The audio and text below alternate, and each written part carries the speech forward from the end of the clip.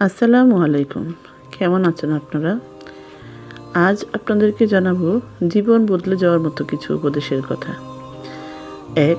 ৩ সময়ে ঘুমানো থেকে বিরত থাকুন। যেমন ফজরের পর থেকে সূর্যোদয় পর্যন্ত, আসর থেকে মাগরিব পর্যন্ত, মাগরিব থেকে এশা পর্যন্ত, নয়তোবা সৌন্দর্য এবং রিজিক দুটোই কমে যাবে। ২. নিজের ভুলের জন্য পরবর্তী দিন অন্তত ১০০ বার আল্লাহর কাছে অনুতপ্ত হন, আস্তাগফিরুল্লাহ পড়ুন। ৩. সপ্তাহে একদিন হলেও তাহাজ্জুদ সালাত আদায় করুন। ৪. যা কিছু আছে নিজের সেটা নিয়ে সন্তুষ্ট থাকুন, আলহামদুলিল্লাহ বলে শুকরিয়া আদায় করুন।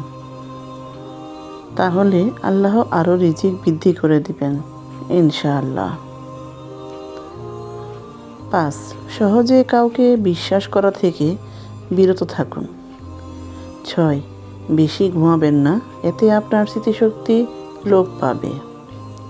৭.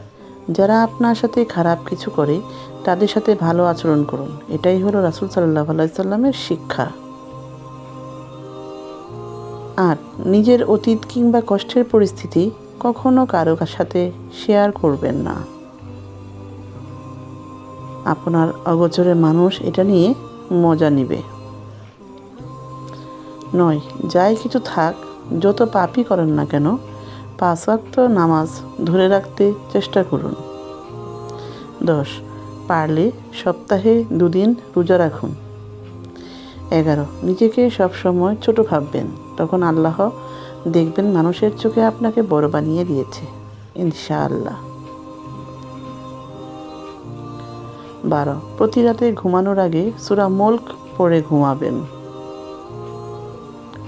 এটা আপনার কবরের আযাব হতে রক্ষা করবে ইনশাআল্লাহ।